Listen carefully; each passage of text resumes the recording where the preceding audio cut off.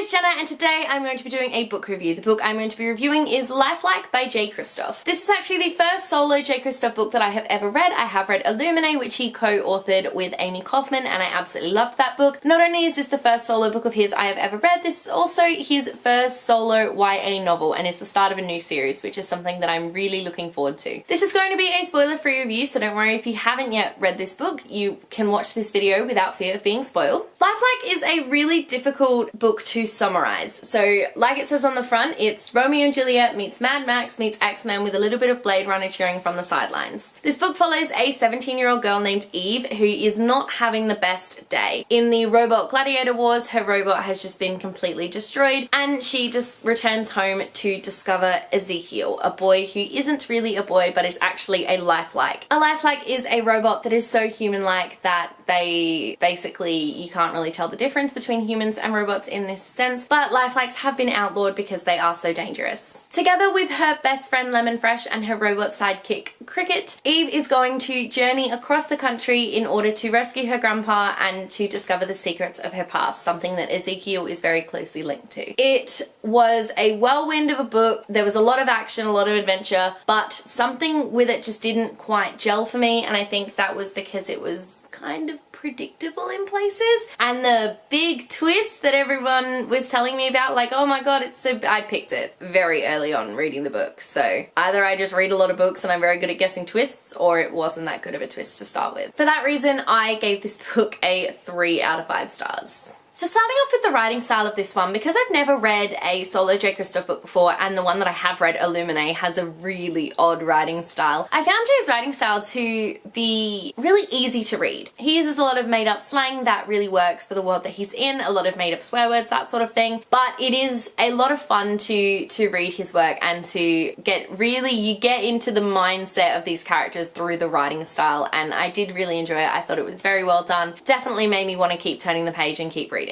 The world building that Jay has done is incredible. I will give him that. His world building is really, really well done. Not just in the world that Eve lives in, but also Eve's personal world itself. He has world builded so well that I can definitely see, obviously, this book is set in the United States, but in a very far future United States, and there is a lot of references to things that we see now in the 21st century. However, they are definitely skewed references, and it's something that I really had fun picking out and getting to see, but I also loved getting to see Eve's world as it was as a whole, and that was something that was done really, really well and that I really enjoyed. When it comes to the characters of this book, I think my favorite characters are definitely Cricket and Kaiser. Cricket is Eve's robotic sidekick and Kaiser is her robo-dog. Both of them are incredibly loyal, amazing characters. I loved them both to pieces. Cricket especially is very sarcastic as a robot can be, and I loved it. The female characters in this book are absolutely badass. Eve and her best friend Lemon Fresh, both of them are really kick-ass, badass protagonists who don't take any shit from anyone,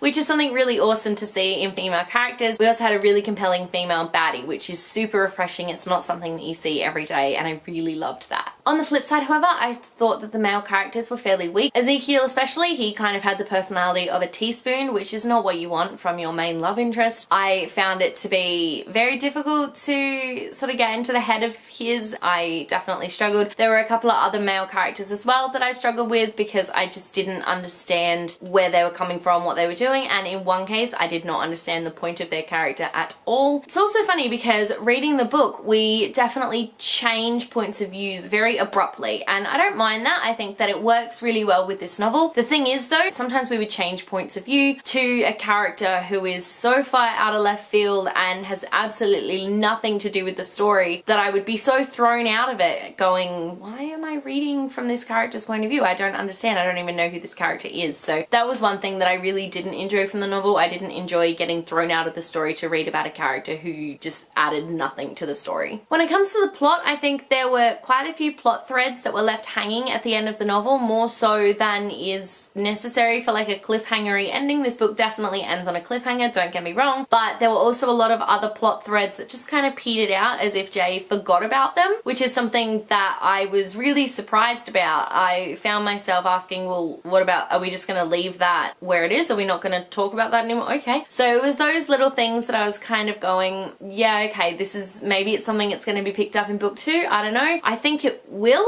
considering the biggest one for me, there was one plot thread in particular that I really didn't like that was left hanging, but there was also no indication it was going to be continued on into the next book, but I get the feeling that it probably will be, but I would still like to have some sort of confirmation as to that. Otherwise I'm going to spend the rest of the time waiting for the second book being like, well, are we getting answers to that? And that's something that I don't particularly like. When tore down to its bare bones, the plot itself is really quite simple. It's Eve and this bunch of characters traveling across the desert to discover more about her past. Very simple. However, quite a lot of it was very predictable, and like I said, the big twist at the end of the novel, which is something that we're not supposed to see coming, picked it within like the first 6 chapters of the book. So that was very disappointing for me to get to the end, to this massive build up, because this book was really, really hyped up for me as well. And so to get to the end and being like, yeah, that's not even a little bit surprising, that was very disappointing, and I do wish that I hadn't guessed the twist, but what are you gonna do about it? One thing in particular that I really did love about this book though was I loved the themes and the morality questions that it did bring up. Obviously there's a lot of questioning in this book about what it means to be human and whether or not your life is really your own, and that is something that I really enjoyed reading about and really enjoyed discovering through Eve's eyes, sort of getting to see how everything is affected by everything else and really learning about what it means to be human, that sort of thing. So that's something about this book that I really, really loved. The romance in this book, obviously we know that there's going to be a romance, and we pretty much have an idea right from the get-go of who that romance is going to be between because of the whole Romeo and Juliet thing. Unfortunately for me, the Romeo and Juliet romance was not really Romeo and Juliet at all, except in the sense that it happened very fast. And we all know what happens in Romeo and Juliet when romances happen very fast. But also the romance fell very, very flat for me. I didn't think that the characters had a lot of chemistry together, so that's something. So all in all, I gave this book a 3 out of 5 stars. I think that it definitely had some compelling moments, and I did love the world building and the badass female characters, and also the themes of morality and what it means to be human. I absolutely loved all of that. Unfortunately, there was just too much predictability in it for me, and there was some moments that just didn't gel for me at all, so I was not able to give this one higher than 3 stars. The best part about it though is that it is actually the YA Circle's May Book of the Month, so I know full well that a lot of people are like obsessed with it, gave it 5 out of 5 stars, so I'm really curious to get into book club and get to discuss it with everyone to sort of bring forward my ideas of why I didn't think it deserved 5 stars.